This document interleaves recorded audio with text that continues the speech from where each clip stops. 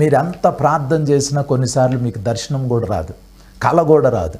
కానీ నెబుకద్నెజర్ అంత క్రూరమైన వ్యక్తి, ఇతడేం చూశాడో తెలుసా అండి? ప్రపంచ భవిష్యత్తును చూశాడు. ప్రపంచ భవిష్యత్తు ఏంటి?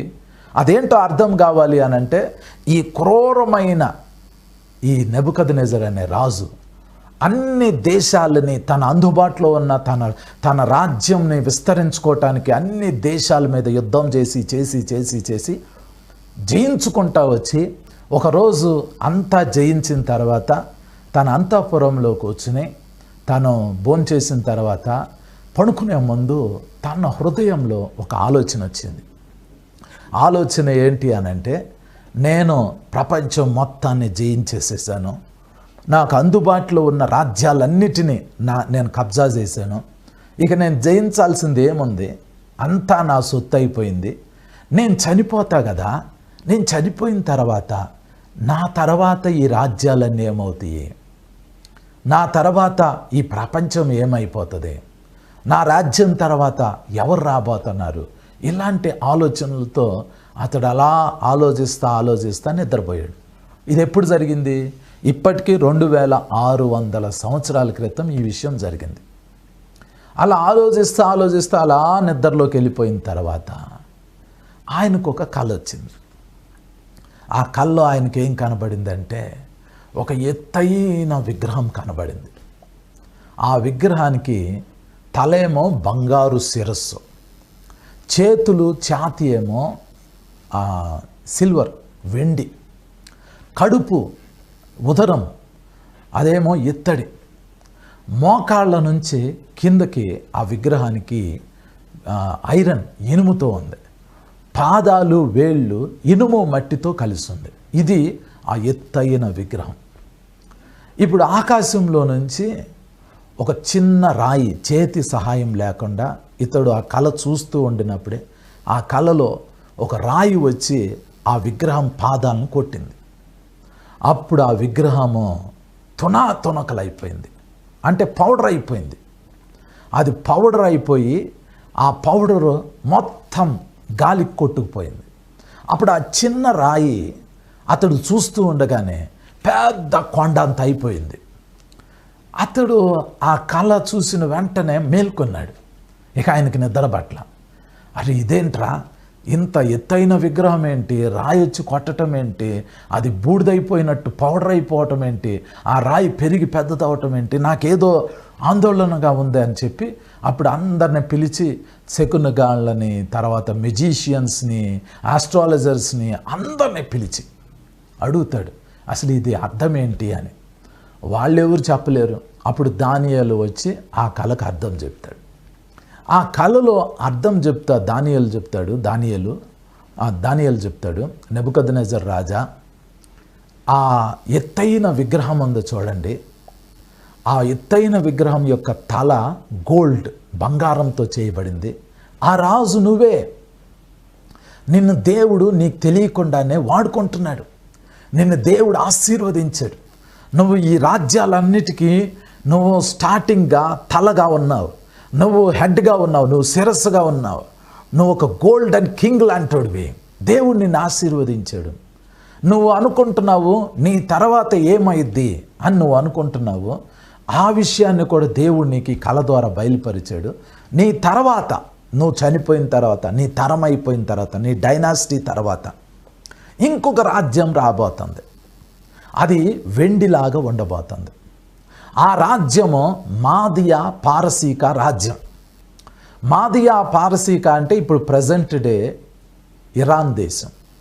మాదియా పారసీక అనేది ఇరాన్లోనే 2 భాగాలు. దానియేలు చెప్తున్నాడు నెబుకద్నెజర్ తోటి, రాజా నీ కాలం అయిపోయిన తర్వాత, ఇప్పుడు ప్రజెంట్ డే ఇరాక్ దేశమే ప్రస్తుతము వరల్డ్ మొత్తాన్ని కంట్రోల్ చేసింది. మీకు ఒక విషయం చెప్పాలి. ఇరాక్ దేశానికి ప్రెసిడెంట్ సద్దాం హుస్సేన్ ఒకప్పుడు చనిపోయాడు, ఇప్పుడు లేడు ఇరాక్ దేశానికి. సద్దాం హుస్సేన్కి ఈ స్టోరీ తెలుసండి. సద్దాం హుస్సేన్కి తన దేశంని ఒకప్పుడు నెబుకద్నెజర్ పరిపాలించాడని, ఆ నెబుకద్నెజర్ చుట్టూ ఉన్న దేశాలన్నిటినీ ఇరాక్ కంట్రోల్లోకి తీసుకున్నాడని సద్దాం హుస్సేన్కి తెలుసు. అందుకనే సద్దాం హుస్సేన్ బతికినంత కాలం ఏం ఆలోచించాడంటే, ప్రపంచం మొత్తాన్ని ఒకప్పుడు మా ముత్తాత నెబుకద్నెజర్ పరిపాలించాడు, ఇప్పుడు నేనెందుకు ప్రపంచం మొత్తాన్ని పరిపాలించకూడదు అని చెప్పి చాలా ప్లాన్లు వేసుకున్నాడండి. ప్రపంచం మొత్తాన్ని, వరల్డ్ మొత్తాన్ని తన కంట్రోల్లోకి తీసుకోవాలని. కానీ ఆశ్చర్యమైన విషయం ఏంటి అని అంటే, అతడు చనిపోయేటప్పుడు అతడు పారిపోతూ ఎక్కడెక్కడో దాక్కుంటూ భూమి లోపల ఎక్కడో ఒక రంధ్రంలో ఆయన దాక్కుని ఉన్నాడు, అమెరికా వాళ్ళకి కనబడకుండా, అమెరికా సైనికులకి కనబడకుండా. అప్పుడు అమెరికా వాళ్ళు చాలా నెలలు సద్దాం హుస్సేన్ని చంపటానికి వెతికారు, ఎక్కడ దొరకల. ఫైనల్గా అమెరికా వాళ్ళకి ఒక ఇన్ఫర్మేషన్ వచ్చింది. ఆ ఇన్ఫర్మేషన్ వచ్చినప్పుడు ఈ సద్దాం హుస్సేన్ ఏ రంధ్రంలో అయితే దాక్కున్నాడో అది లొకేట్ చేసి సద్దాం హుస్సేన్ని ఆ రంధ్రంలో పట్టుకున్నారు. అప్పుడు సద్దాం హుస్సేన్ని ఆ రంధ్రంలో నుంచి బయటకు తీసుకొచ్చినప్పుడు సద్దాం హుస్సేన్ యొక్క వెంట్రుకలన్నీ పెరిగిపోయి ఉన్నాయి, గోర్లు పెరిగిపోయి ఉన్నాయి. అతను ఆ రంధ్రంలో ఉన్నప్పుడు ఒక జంతువుగా ఉన్నాడు, ఒక భయంకరమైన వ్యక్తిగా అతడు మారిపోయాడు. అంతే, అతని రూపం మారిపోయింది. అంతకుముందు నీట్గా షేవ్ చేసుకుని ఆర్మీ డ్రెస్లో సద్దాం హుస్సేన్ని చూస్తే చాలా అందగాడు సద్దాం హుస్సేన్.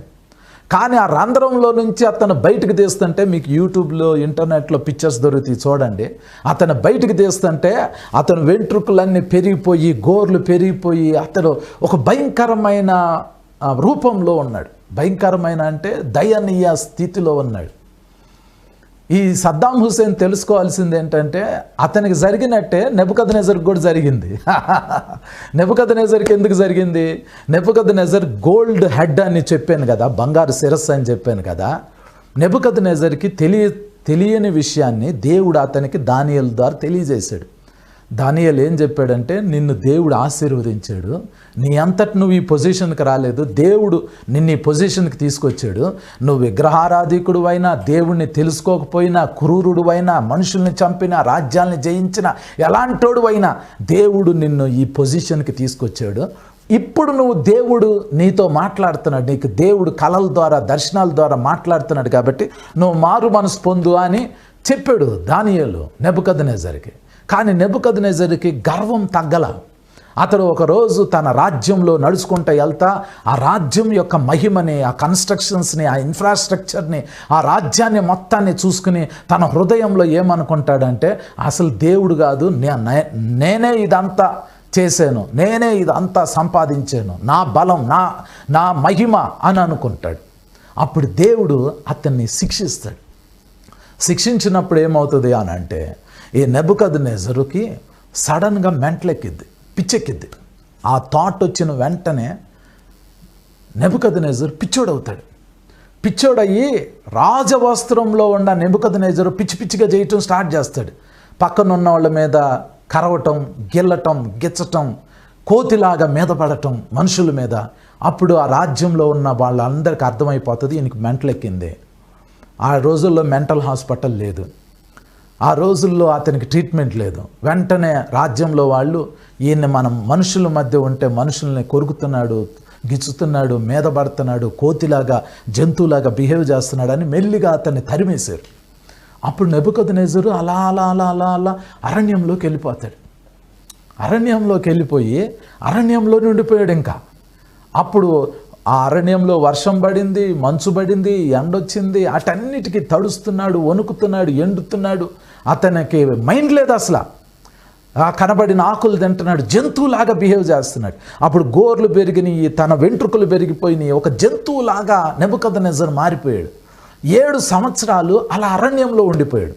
7 సంవత్సరాల తర్వాత ఒకరోజు సడన్గా అతనికి మైండ్ వచ్చి అప్పుడు ఆలోచిస్తాడు, అరే నేనేంట్రా ఇక్కడ అరణ్యంలో ఉన్నాను, నా గోర్లు పెరిగిపోయినాయి, నేనేంటి జంతువులాగా ఉన్నాను, నా వస్త్రాలు అన్నీ ఏమైపోయినాయి అని అట్లా అనుకుంటుంటే సడన్గా అదే టైంలో ఆయన్ని వెతుక్కుంటూ ఆయన రాజ్యంలో వాళ్ళు అరణ్యంలో తిరుగుతా ఫైనల్గా ఆయన పట్టుకుంటారు. అప్పుడు పట్టుకుని ఆయన అరణ్యంలో నుంచి తీసుకొస్తారు. బయటకు తీసుకొచ్చేటప్పుడు వెంట్రుకలు పెరిగిపోయి ఉంటాయి, గోర్లు పెరిగిపోయి ఉంటాయి, విచిత్రమైన రూపంలోకి అతను మారిపోయి ఉంటాడు, అంతా విచిత్రంగా ఉంటాడు.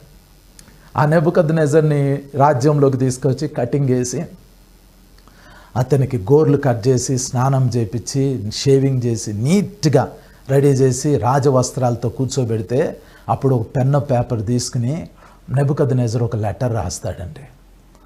ఏమని రాస్తాడంటే సమస్త దేశాలకి రాస్తాడు. అది దానియేలు గ్రంథం 4వ అధ్యాయంలో మీరు చదువుతారు. ఏమంటాడంటే యెహోవాయే దేవుడు, యెహోవా తప్ప వేరొక దేవుడు లేడు అని తన లెటర్ని కన్క్లూడ్ చేస్తాడండి. నాకు ఇలా జరిగింది, నా గర్వం అణిగిపోయింది, ఈరోజు నేను దేవుణ్ణి తెలుసుకున్నాను అని నెబుకద్నెజరు చెప్తే ఆ అధ్యాయం మనకు దానియేలు గ్రంథం 4వ అధ్యాయంలో చదవండి మీరు. దానియేలు గ్రంథం 4వ అధ్యాయంలో నెబుకద్నెజరు దేవుడి గురించి రాసిన అద్భుతమైన లెటర్ అండి. అది అందరికీ చెప్తాడు, ప్రపంచంలో ఉన్న వాళ్ళందరికీ. ఆ రోజు ఆయన కింగ్, రాజు సింహాసనం మీద కూర్చుని, అరే బాబు, ఏ దేవుడు నిజమైన దేవుడు కాదు, ఈయన యెహోవాయే నిజమైన దేవుడు అని ఒక రాజు చెప్తున్నాడు. ఇరాక్ దేశాన్ని పరిపాలించిన రాజు సద్దాం హుసేన్. అది తెలుసుకోవాలి. ఆ సద్దాం హుసేన్ వెంట్రుకలు పెరిగిపోయి, గోర్లు పెరిగిపోయి రంధ్రంలో ఉండినప్పుడు అరే నెబుకద్నెజరు కూడా ఇలా చేశాడు కదా అని దానియేలు గ్రంథం 4వ అధ్యాయం చదివినట్టుగైతే సద్దాం హుసేన్కి అర్థమయ్యేది. సరే, ఇంతకు విషయం ఏంటి అని అంటే, ఈ నెబుకద్నెజర్కి కళ వచ్చింది కదా. ఆ కళలో బంగారు శిరస్సు, ఇరాక్ దేశము, బబులోన్ దేశము ఒకప్పుడు ప్రపంచం మొత్తాన్ని పరిపాలించింది. అప్పుడు మనం పుట్టలేదు, ఇది 2600 సంవత్సరాల క్రితం జరిగింది. ఆ రాజ్యం అయిపోయింది. ఆ రాజ్యం అయిపోయిన తర్వాత ఆ బొమ్మకి వెండి చేతులు, వెండి ఛాతీ ఉంది కాబట్టి అప్పుడు 2 దేశాలు కలిసి పరిపాలించినాయి. వాటిలో ఒక దేశం పేరు మాదియా, రెండో దేశం పేరు పారసీక. ఈ మాదియా, పారసీక అనే 2 దేశాలని ఇప్పుడు ప్రజెంట్ డే ఇరాన్ దేశంగా పిలుస్తున్నాం. ఈ ఇరాన్ దేశంలో ఈ మాదియా, పారసీక ఈ 2 కలిసి ప్రపంచం మొత్తాన్ని పరిపాలించడానికి ట్రై చేసింది. ఆ టైంలో మాదియాకి, పారసీకకి ఒక్కొక్క కాలంలో రాజ్యం సింహాసనం మీద కూర్చోటానికి అవకాశం వచ్చింది. వాళ్ళల్లో ఒక ఆయన పేరు అహష్వేరోషు, ఇంకో ఆయన పేరు కోరేషు. మీరు బైబిల్ చదివితే అహష్వేరోషు యొక్క భార్య పేరు ఎస్తేర్. ఎస్తేర్ రాణి అహష్వేరోషుకి దేవుని గురించి చెప్పింది, దేవుడి గురించి తెలియజేసింది. రేపు పరలోకం వెళ్ళామనుకోండి, సంఘం ఎత్తబడి రేపు మనం పరలోకంలోకి వెళ్తే, పరలోకంలో మనము నెబుకద్నెజరుని చూస్తాం, అహష్వేరోషు రాజును చూస్తాం, కోరేషు రాజును కూడా చూస్తాం. కోరేషు రాజు కూడా ఈ మాదియా, పారసీక రాజ్యంలో రాజు, ఆయన పరిపాలించాడు. వీళ్ళిద్దరినే చూస్తాం. ఆ బొమ్మలో నెబుకద్నెజరు ఉన్నాడు, ఆ గోల్డెన్ హెడ్, తర్వాత ఛాతీ, చేతులు, ఆ విగ్రహంలో ఆ మాదియా, పారసీక రాజులు, ఈ 2 రాజులను కూడా చూస్తాం. వీళ్ళు ప్రపంచాన్ని పరిపాలించారు. కానీ వీళ్ళు కూడా రియలైజ్ అయిందంటే, అరే మేము కాదురా, యెహోవాయే దేవుడు అని రియలైజ్ అయ్యారు. ఆ తర్వాత ఆ కళలో, నెబుకద్నెజరు చూసిన కళలో తర్వాత కడుపు, ఉదరం ఏంటంటే ఇత్తడి. దాన్ని అలెగ్జాండర్కి పోల్చబడింది. అలెగ్జాండర్ కూడా క్రూరమైన వ్యక్తే. అలెగ్జాండర్ ఏం మంచోడు కాదు. దానియేలు ఈ రాజుల గురించి ఒక దర్శనంలో ఏం చూస్తాడంటే, నెబుకద్నెజరు అనే రాజు సింహంలాగా క్రూరమైనడు, మాదియా, పారసీక రాజ్యము ఎలుకబంటులాగా క్రూరమైనది, ఆ తర్వాత అలెగ్జాండర్ ఇత్తడి రాజ్యము అది చిరుతపులిలాగా క్రూరమైనది అని చూస్తాడు. అలెగ్జాండర్ కూడా సాధువైన వ్యక్తి కాదు. అలెగ్జాండర్ కూడా చాలామందిని చంపాడు. అలెగ్జాండర్ కూడా ప్రపంచం మొత్తాన్ని కంట్రోల్ చేయాలని చూశాడు.